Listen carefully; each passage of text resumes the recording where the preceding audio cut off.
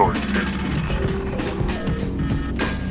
Disney's classic film Atlantis, The Lost Empire, is just a major ripoff of the 1994 classic by MGM, Stargate, the movie. I mean, this is Disney once again at their finest. They've always ripped off ideas before. They did it with The Lion King, with Kimba the White Lion, and they also did it with Aladdin. And there was The Thief and the Cobbler, which first began in the 1960s, but there was also Aladdin and the Wonderful Lamp, which came out in the 1980s, which was an anime movie. But anyway, we're not here to talk about Aladdin and The Lion King. We're here to talk about Atlantis, which is a great film. But once again, like Disney always ripped off ideas from other people. They always took ideas that other people created and then either completely ripped them off or just did their own version of something that was already established and created. They very rarely came up with their own ideas. And it's kind of bullshit. I'm going to list examples of how Disney just, once again, man, they just completely ripped off something else. Another movie, Stargate. Disney's Atlantis was released in 2001 and Stargate was released by MGM in 1994. Okay, so our main character in Stargate is Daniel Jackson, who's played by James Spader, and he's got glasses, he's got long hair, and our main character in Atlantis is Milo. They both look the same, they have the same kind of similar face, the same glasses, and they're both archaeologists, and in Stargate, Daniel is a linguist whose theory is that the pharaohs of the 4th dynasty did not build the Great Pyramids of Giza. And in the film Stargate, no one takes his theory seriously. Everyone thinks he's a moron. No one thinks he's correct. Pyramid, the most incredible structure ever erected, there are no writings whatsoever. Dr. Jackson, you left out the fact that Colonel Weiss discovered Quarryman's inscriptions of Khufu's name within the pyramid. Well, his discovery was a fraud. Well, I hope you can prove it. Well, who do you think built the pyramids? I don't have any idea who built them. I mean, that men from Atlantis? Men from Atlantis? Or Martians, perhaps? The point is not who built them, the point is when they were built. I mean, we all know earlier period of knowing this. And it's the same thing with Milo in Atlantis. Milo believes that Atlantis exists, and he has all these theories of how it was this advanced civilization. Nobody takes him seriously. Everyone thinks he's a moron. Same shit. Now, after the scene where they're both ridiculed by their colleagues, the next scene takes place in the rain in both films, and a mysterious woman who they never met before basically sets up his future for the remainder of the film. His destiny, basically. The only difference is that in Stargate, it's an old lady, and in Disney's Atlantis, it's a hot woman. Milo James Nash. Who are you? How did you get in here? I came down the chimney. Ho, ho, ho. My name is Helga Sinclair. I'm acting on behalf of my employer, who has a most intriguing proposition for you. Are you interested? Your employer. Who is your employer?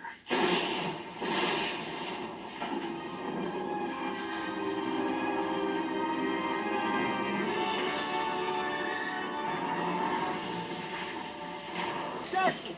What? Yes? Someone wants to speak with you. Air Force? What's this? What is this? Can you step over to the car, please? Sir?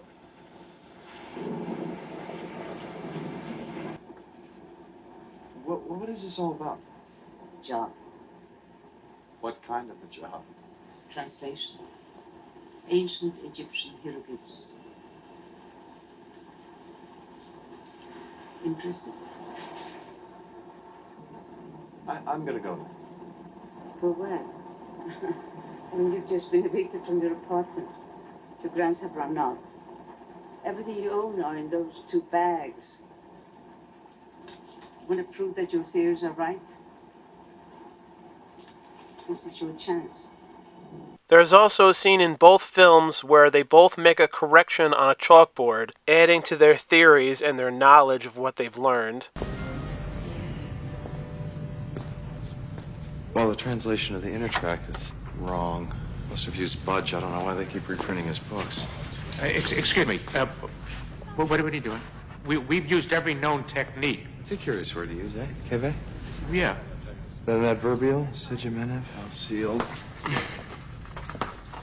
buried. Excuse me. What are you doing? Snap coffin. For all time. Who the hell translated this? I did. Well, this should read, 1,000,000 years into the sky is Ra, sun god, sealed and buried for all time. South door to heaven is...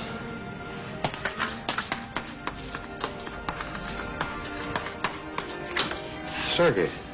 Now, based on a centuries-old translation of the Norse text, historians have believed the journal resides in Ireland. But after comparing the text to the runes on this Viking shield, I found that one of the letters had been mistranslated. So, by changing this letter and inserting the correct one, we find that the shepherd's journal, the key to Atlantis, lies not in Ireland, gentlemen, but in Iceland. Pause for effect. Gentlemen. Now, both films are not exactly the same, but they're pretty damn close. I mean, they're almost note for note. In Stargate, Daniel meets this girl who he falls in love with, and that's basically what happens in Atlantis. Milo meets this girl who he falls in love with, and in both films, the main character with the glasses is the only one that can understand their language and speak their language. And spoiler alert, for those of you who haven't seen the film, at the end of both movies, the main character decides to stay back and live with the girl. In Stargate, Daniel stays back and lives with the Egyptian girl, and he doesn't go back to the future through the Stargate. And the same thing happens at the end of Atlantis. Milo stays with the girl in Atlantis. So both films have basically the same ending, where they defeat all the villains and then he winds up and stays with the girl in the ancient place. In both movies, the main character travels with a bunch of mercenaries who go through a journey with them, and our main character in both films has a different motive than all of the other people that are with him, and he's basically just there to be the book nerd, to be the one to tell the people where to go, what to do in terms of figuring out how to speak their language, in terms of what do the symbols mean, and the rest of them are basically, a bunch of tough guys that have like weapons, and they all like make fun of the main character, because he's a geek and everything. So basically the journey in both films for the middle of both of the movies is that in Stargate, they travel through the Stargate and make their way to ancient Egypt, and that's basically traveling back in time. So they see they go back to visit ancient ruins, basically, and that is Stargate's version of Atlantis, basically. And Disney just made it Atlantis instead of Egypt. Just made it water instead of sand. And Disney's Atlantis is just like their journey in their film is just to dig under the earth to find the lost city of Atlantis. Just like how in Stargate they travel through the Stargate to find the lost temples of ancient Egypt. Or the Great Pyramids of Giza, whatever. Same shit, different names. And just how there's all these mysterious theories surrounding the ancient pyramids, there's the same thing with Atlantis. There's all these like mysteries and things that we still don't understand about Atlantis. Same thing with the pyramids. Another major character in both films is like the commander, the leader of a group of mercenaries that goes with the main character. Both characters are a hard ass. They're very, very serious. They like barely take the main character very seriously. They view him as being a geek. They use the main character just for a different goal that them as a group want to accomplish. So in Stargate, again, 1994, Kurt Russell was in it, and he played Jack O'Neill, and he was part of the U.S. Air Force, Special Operations Officer. In Disney's Atlantis, you have Commander Lyle. Spoiler alert once again. Stop if you don't want to hear this. Now, the only difference is that in Disney's Atlantis, Commander Lyle becomes the villain of the film, basically. And in Stargate, the villain is the god Ra. So that is a difference, that both films do have a different villain. But even still, like, before the conclusions of both movies, both Commander Lyle and Jack O'Neill, they are basically the same character. They act the same. They're both stubborn. They both look the same. They kind of have the same haircut. They both fill that same exact role in both films. Like, both characters just pretended to go along with the main character's real intentions to going to ancient Egypt or going to Atlantis. Both commanders didn't really give a shit about his intentions at all. They both had their own greedy intentions.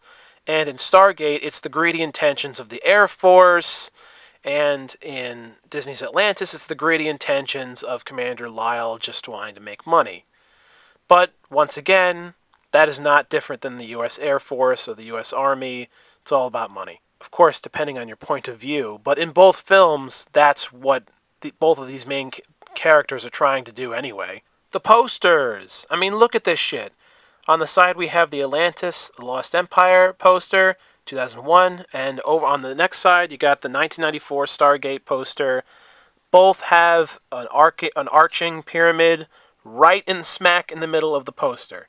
Unfucking believable. I mean, it's the same shit. One is just desert and the other one's water. That's practically identical. I mean, almost, pretty much, right? Now, look at this other example.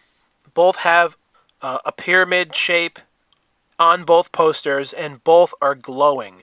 Glowing bright blue and white. The movie Stargate from the 90s. And that movie Stargate from the 90s had its own TV series. And I think it was called Stargate Atlantis, which is different than this Atlantis. But if you notice the logos for Stargate Atlantis, it has that same arch on the A's. Like, the logos look the same, which is really weird. It was, like, confusing. It was like when I was a kid, it was like making me and my cousin or other people I knew think that this is like an animated version of Stargate Atlantis, but it's not. Anyway, guys, please tell me what you think of this video, or tell me if you noticed this before for all these years, this big, like, ripoff, a classic Disney move. Let me know if you noticed this all these years. I really appreciate feedback, so thank you guys so much for watching. If you watched my whole video, I think you guys are amazing. Thank you for all the likes and views.